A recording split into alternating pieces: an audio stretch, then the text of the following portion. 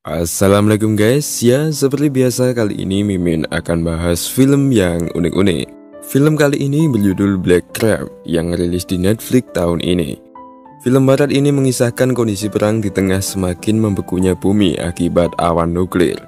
Oke guys, banyak kilas balik di pertengahan film yang memperjelas film ini. So jangan kalian skip-skip dan langsung saja genjot ke plotnya.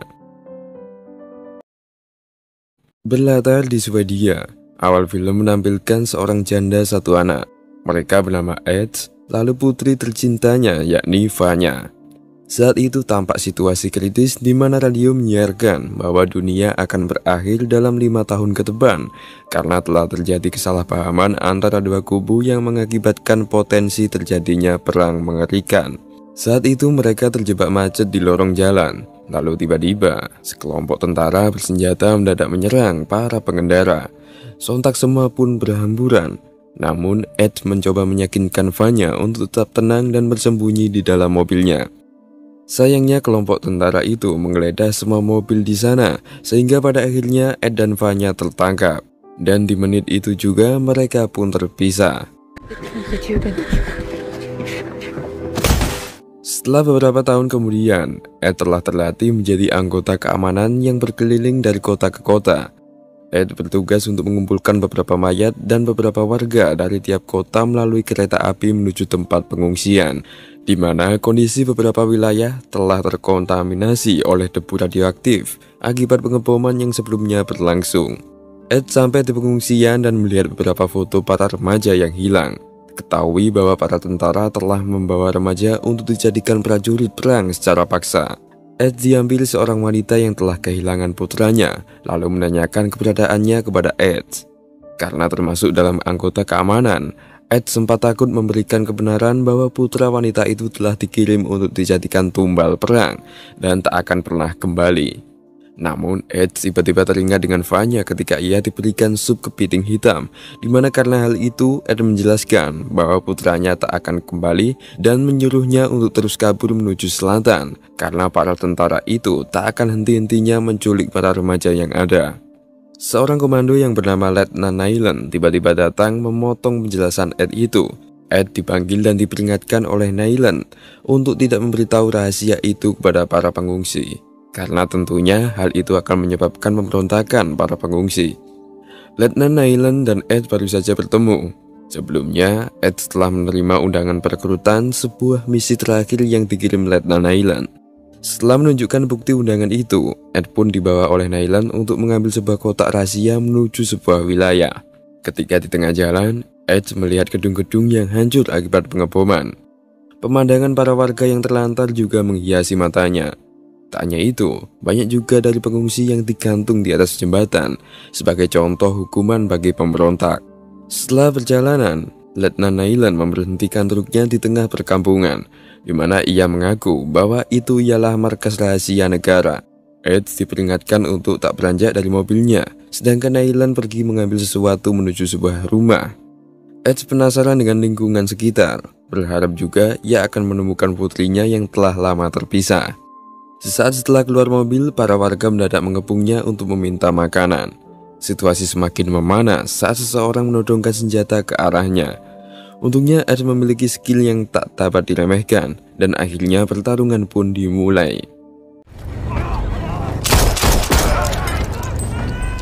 Setelah Ed berhasil mengalahkan para warga, dengan cepat ia kabur dengan mobilnya dan meninggalkan Island. Mengingat para warga bersenjata semakin mengepungnya, Ed memutuskan untuk langsung pergi menuju markas pusat sesuai alamat yang tertera di undangan itu. Setelah sampai, ia langsung bertatap muka dengan penjaga untuk memeriksa identitas dan undangannya itu. Lalu setelah itu, penjaga itu membawa Ed menuju pusat untuk menemui Kolonel Red selaku pemimpin pasukan tertinggi. Di wilayah ini, mayat para tentara yang gugur bertumpukan untuk siap dibakar. Sampai di ruang pertemuan, ternyata tak hanya Ed yang diundang. Terdapat beberapa tentara bayaran yang unggul dari berbagai negara. Di antara mereka ialah Malik, lalu penyadap server yakni Karimi, dan si sniper muda yakni Mikhail. Di sana mereka bercerita bahwa bumi belahan utara telah dibombardir musuh dan kini mereka akan memperjuangkan belahan selatan yang menjadi satu-satunya wilayah yang tersisa. Tentara senior yakni Vosburg datang untuk memanggil mereka menuju Kolonel Roth. Keempat orang ini pun bertatap muka. Namun ketika itu Kolonel Roth menanyakan keberadaan Nayland yang tak datang. Namun Red tak mempersoalkan ketidakhadiran Nayland itu karena ia percaya bahwa Nayland adalah tentara paling unggul dan dia pasti akan kembali. Di sini masalah pun dijelaskan oleh Vosburg, di mana musuh mulai mengepung wilayah selatan yang menjadi tempat terakhir mereka. Jika misi terakhir ini tak akan berhasil, maka nuklir akan diledakkan di wilayah ini. Kolonel Roth pun menjelaskan bahwa intinya mereka telah kalah perang. Maka dari itu dia akan mengeluarkan pertahanan terakhir yang menurut Roth dapat menghentikan perang, bahkan akan mengubah dunia. Karena sekarang dunia telah tertutup es akibat awan nuklir, maka alat berat darat maupun laut tak akan bisa beroperasi. Penggunaan helikopter juga akan sangat bahaya karena terlalu menonjol bagi musuh. Akhirnya mereka berempat pun ditugaskan untuk mengirim sebuah kotak rahasia menuju lab yang berada di 200 km dari sini, di mana mereka diwajibkan untuk berjalan kaki melalui laut yang telah membeku. Misi ini dinamai sebagai misi kepiting hitam, yang setara seperti misi bunuh diri. Jika mereka berhasil mengirim kotak melintasi lautan es sejauh 200 km, maka mereka akan menang. Dan jika gagal, maka bom nuklir siap untuk melelehkan tubuh mereka. Red juga menambahkan bahwa mereka akan menggunakan sepatu seluncur untuk mempercepat perjalanan. Mendengar itu, awalnya Ed dan lainnya menolak lalu pergi. Namun Ed dipanggil kembali oleh Red untuk dirayu, di mana jika berhasil, maka imbalannya ialah Vanya, yakni putri tersayang Ed yang selama ini ia cari. Red menjelaskan bahwa di sana terdapat tempat pengungsian yang termasuk berisi Vanya juga. Sontak setelah mendengar itu, Ed langsung setuju untuk menjalankan misi dengan harapan akan bertemu Vanya di akhir misi nanti. Ed menghampiri tim dan mulai berdebat, di mana mereka semua enggan untuk melakukan misi ini. Ed mencoba meyakinkan mereka bahwa paling tidak mereka memiliki peluang tempat berlindung baru di sana, mengingat markas ini pasti akan menjadi target pengeboman selanjutnya. Dia juga menjelaskan bagaimana hukuman bagi para pembelot yang menolak perintah. Dengar penjelasan Ed, akhirnya tim pun setuju untuk menjalankan misi terakhir ini. Vosburg datang dan memperkenalkan alat-alat yang ia bawa, di mana mereka akan membawa beban seberat 20 kilo di sepanjang perjalanan nanti. Ketika tidur, Ed bergelas balik menuju tahun lalu, di detik-detik sebelum perang terjadi. Ketika itu ia merawat Vanya yang sedikit mengidap epilepsi. Kondisi masih normal seperti pada umumnya. Namun beberapa saat kemudian, getaran dentuman tiba-tiba terasa. Lalu tak lama setelahnya, abu pun mulai berterbangan. Kembali ke sekarang, Ed terbangun dengan bombardir bom yang menghujani markas. Vosburg dengan cepat mengomando mereka untuk memakai semua alat yang diperlukan dan bersiap untuk segera berangkat melakukan misi. Di sini pertempuran pun berlangsung, di mana tim yang berangkat berhasil berlindung melintasi hutan. Sebuah truk menanti mereka di luar hutan. Dua orang tentara memberikan dua kotak yang menjadi misi utama mereka. Salah satu tentara ternyata adalah Nayland yang ternyata masih hidup. Di sini Letnan Nayland juga memutuskan untuk ikut serta dalam misi ini. Tim pun bersiap dan akhirnya berangkat berselancar melalui laut yang membeku. Sementara Kolonel Roth sendiri sudah menyerah di markasnya dan hanya berharap misi terakhir itu berhasil. Tim melakukan perjalanan panjang sampai pagi tanpa henti. Mereka juga diwajibkan untuk cepat, terutama pada siang hari, mengingat kondisi lapisan es yang semakin menipis. Ketika mereka berhenti sejenak, es mendadak mereka dan Vosburg pun dengan cepat terjatuh ke dalamnya. Ed dengan siaga langsung menyusulnya untuk mengambil kotak misi yang dibawa Vosburg. Ed berhasil mengambil kotak itu, namun tidak dengan nyawa Vosburg.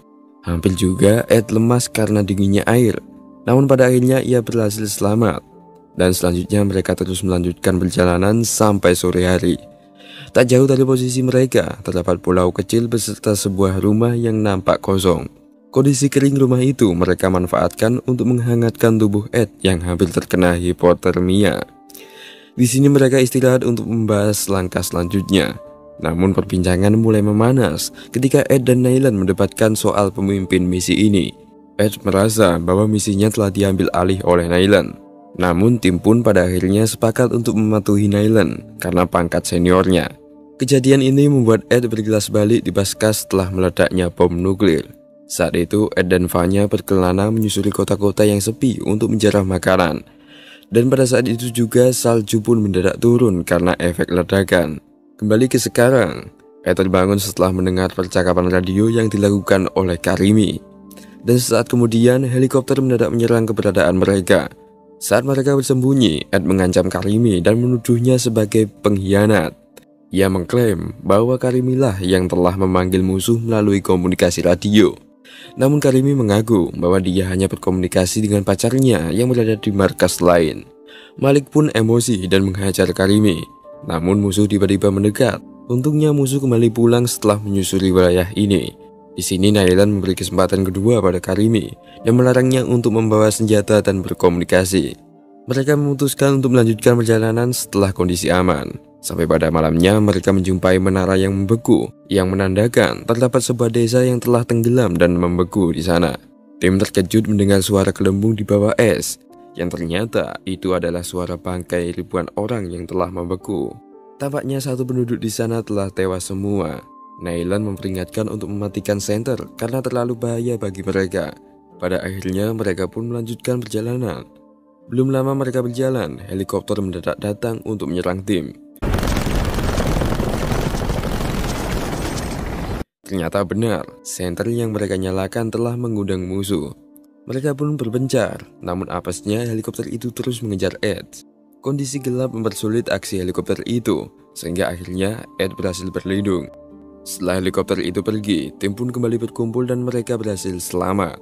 Nailan memutuskan untuk pergi melewati sebuah pulau di dekat mereka, karena rute padang es yang luas akan membahayakan posisi mereka. Setelah sampai di pulau, tim melihat bahwa itu adalah perkampungan yang telah mati. Tampak sangat sepi di sana. Namun Nailan mencurigai sebuah pagar pembatas yang masih rapi, lalu ia menjebolnya. Tim pun masuk ke dalamnya, lalu mereka kaget setelah melihat perabotan lengkap dan sebuah kapal besar. Setelah terus menyusuri bangunan itu, mereka menemukan dua pasangan tua di dalam rumah. Tim menahan sementara serangan, dan mereka melihat bahwa mereka hanyalah penduduk dan tak berbahaya. Pria itu mengajak tim untuk makan bersama. Mereka bercerita bahwa dia bukanlah penduduk asli, melainkan kabur dari pengungsian. Ketika evakuasi datang, mereka selalu bersembunyi untuk menolak pergi ke camp. Kondisi dingin membuat makanan sisa korban menjadi awet dan mereka selalu mengumpulkannya untuk dimakan. Ketika itu, Ed tak sengaja menjatuhkan sendok. Lalu ia mendadak kaget setelah melihat senjata otomatis yang telah disiapkan di bawah meja. Dengan cepat, pria tua itu langsung membidik mereka. Namun tim berhasil menghindar dan membunuhnya. Peristiwa itu menewaskan Karimi dan melukai dada Malik.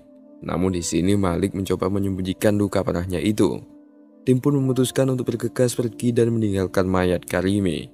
Tim melakukan perjalanan sampai menjelang pagi. Di tengah jalan mereka mendapatkan kendala, di mana Malik mendadak gila karena terlalu banyak mengkonsumsi morfin. Untungnya tak jauh dari mereka terdapat bangkai sebuah kapal feri yang membeku. Mereka pun pergi ke sana untuk beristirahat sejenak. Melihat kondisi Malik yang semakin melemas, tim pun mencari cara untuk memanggil bantuan. Atau tidak, meninggalkan Malik sendirian agar misi tak terhambat. Mikhail mendengar perbincangan mereka, dan ia pun terbawa emosi setelah mendengar bahwa Malik akan ditinggalkan. Situasi semakin tegang ketika Mikhail mendadak mengambil kotak itu dan membukanya. Dan ternyata kotak itu berisi senjata biologis sejenis virus mematikan. Malik pun datang untuk melihatnya. Lalu ia menjelaskan bahwa ini bukanlah misi untuk mengakhiri perang, melainkan misi untuk mengakhiri segalanya. Tim pun kecewa setelah tahu tujuan misi ini sebenarnya. Namun ketika itu Ed melihat sebuah cahaya dari kejauhan dan mengklaim bahwa itu adalah musuh yang berpatroli. Suara tembakan pun terdengar dari dalam, dan ternyata tembakan itu berasal dari Malik yang telah mengakhiri hidupnya sendiri. Di sini mereka mulai saling bertengkar, di mana Mikhail menyebut Ed sebagai iblis karena tak memiliki empati sama sekali dan malah ingin melanjutkan perjalanan. Ed tak peduli ucapan Mikhail itu, mengingat seperti yang dijanjikan oleh Rat, tujuannya adalah untuk bertemu Vanya. Ed langsung membawa kabur kotak itu pergi sendirian menjauhi kapal. Di saat melanjutkan perjalanan, Ed tak menyadari bahwa es yang dilaluinya semakin menipis. Dia mendadak terjatuh dan terjebak di tengah es. Untungnya Nailan dan Mikhail datang, namun dengan syarat Ed harus menyerahkan kapsul itu terlebih dahulu jika ingin diselamatkan. Ed pun memberikannya, lalu ia pun diselamatkan menggunakan tali. Naylan meminta untuk menghilangkan perselisihan di antara mereka, dan mereka pun juga setuju untuk melanjutkan misi sampai selesai. Es yang tipis pun mereka lewati bertiga dengan keamanan tali yang terkait di tubuh masing-masing. Jika salah satu terjebak, maka yang lainnya akan membantu menariknya. Namun ketika itu sinar flare mendadak diluncurkan sehingga posisi mereka terbongkar. Senjata otomatis di sebuah pulau mendeteksi keberadaan mereka, dan dengan cepat peluru pun menghujani mereka. Mikhail langsung menggunakan snipernya untuk membidik mesin itu dari jarak 400 meter. Sampai pada akhirnya mereka berhasil memadamkan senjata itu. Setelah kondisi aman, Ed langsung mendekati pulau untuk memastikan keamanannya. Ternyata di pulau itu terdapat beberapa tentara sekutu yang telah membeku dan hanya menyisakan satu orang. Namun Ed tak sengaja menembaknya. Tim pun memutuskan istirahat sejenak di pulau itu. Mikhail mengalami sedikit depresi dan mencurahkan isi hatinya, di mana seharusnya mereka lebih baik mati daripada menyelesaikan misi ini. Naylan juga setuju dengan pendapat Mikhail, karena percuma juga semua orang akan berakhir punah jika virus yang mereka bawa itu disebarkan. Namun beda dengan Ed, ia tetap bersikeras dan bertekad untuk selesaikan misi ini. Di malam ini mereka menyaksikan pemandangan sinar aurora yang tak wajar, di mana itu menunjukkan tanda-tanda kerusakan alam yang serius. Ed kembali bergelas balik di saat ia akan kabur dari kotanya. Ketika itu ia mencari mobil untuk digunakan kabur bersama Vanya. Lalu Ed tak sengaja menemukan mayat di dalamnya, yang merupakan awal dari penjajahan. Kembali ke sekarang, Ed terbangun dengan kepungan musuh. Naylan dengan cepat kabur untuk mengamankan kotak kapsul, sementara Ed bersama Mikhail menyerang musuh. Di sini mengungkapkan musuh mereka yang sesungguhnya, yang mereka sebut sebagai pasukan putih. Di sini pertempuran pun dimulai. Di akhir peperangan, Ed mendadak tertembak ketika dia akan melempar granat. Apesnya, granat terjatuh di dekat mereka, sampai akhirnya meledak dan menewaskan Mikhail. Semua musuh berhasil dikalahkan, namun Ed kehilangan Mikhail yang merupakan tentara termuda pada timnya. Ed pun pergi dengan kondisi luka di perutnya, namun dari kejauhan ia melihat Naylan yang pergi ke rute yang salah. Ed menyadari bahwa Naylan akan melenyapkan kotak kapsul itu dan menggagalkan misi. Sehingga pada akhirnya Ed pun terpaksa menembaknya sampai lumpuh. Ketika Ed mengambil kotak kapsul, Naylan sekali lagi memperingatkan bahwa virus itu akan membunuh mereka semua. Mengingat Naylan juga mempunyai keluarga yang hilang, dan dia tak ingin keluarganya mati akibat virus itu. Namun Ed tetap bersikukuh untuk membawa kapsul ke lab, dengan harapan ia akan bertemu Vanya di sana.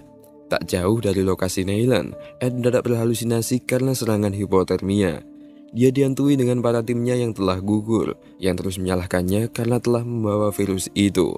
Lalu sesaat kemudian, sekelompok prajurit berkuda datang untuk mengevakuasi Ed. Di saat tak sadar, Ed beriras balik ke peristiwa di lorong jalan, di mana itu adalah tempat terakhir dirinya terpisah dengan Vanya. Para tentara memisahkan mereka, dan selama bertahun-tahun lamanya, misi terakhir ini adalah kesempatan Ed untuk kembali bertemu Vanya. Ed terbangun di lab terakhir yang ia tuju. Misinya akhirnya berhasil. Namun, Ed mengalami mati saraf pada kakinya, sehingga dokter akan mengamputasinya. Setelah proses perawatan, Ed dikawal untuk bertemu dengan para petinggi tentara hitam dengan penuh kehormatan. Komandan tertinggi memberinya penghargaan dan pangkat kepada Ed, karena dia berhasil melewati misi berbahaya ini. Tampak di sana juga terdapat Naylan yang ternyata berhasil diselamatkan. Di tengah tepuk tangan para petinggi, Ed menanyakan keberadaan Vanya. Namun tak seperti harapan selama ini, komandan pun mengaku bahwa Vanya tak pernah ada di sini. Janji tersebut hanyalah motivasi agar Ed bisa sampai ke sini. Mendengar ucapan itu, Ed merasa tertipu dan langsung menghajar komandan. Naylan pun melindunginya dari ancaman para petinggi. Ed hanya bisa menangis dengan harapan yang hilang. Padahal ia rela berjuang hampir mati dan mengorbankan timnya hanya untuk bertemu dengan Vanya. Setelah peristiwa mengecewakan itu, Ed mengambil pisau bedah dan menghampiri Naylan. Ed mengajak Naylan untuk kembali merebut virus itu lalu membuangnya, karena Ed sadar bahwa mereka berpihak pada orang-orang yang jahat. Walaupun sudah terlambat, namun Naylan akhirnya setuju untuk membantunya. Mereka berdua bergegas menuju ruang bawah tanah dan melumpuhkan beberapa penjaga lab. Selanjutnya mereka memasuki lab yang sangat luas, di mana di sana berisi campuran bahan kimia yang siap untuk disebar. Mereka menginterogasi ilmuwan dan berhasil merebut kapsul virus itu sebelum para penjaga mengepungnya. Ilmuwan mengaktifkan tombol darurat yang membuat seluruh kru di sana berhamburan keluar. Mereka berdua menyusup di antara kru, menggunakan seragam ilmuwan dan hampir bisa keluar. Namun ketika helikopter disiapkan, Ed menolak untuk pergi ke tempat yang aman. Neyland terpaksa meninggalkannya. Sementara tak lama kemudian, para petinggi mengepung Ed untuk merebut kapsul virus itu. Ed menunjukkan bom yang telah ia kaitkan dengan kapsul, di mana ia akan menghancurkan virus itu sebelum diracik dan disebarkan.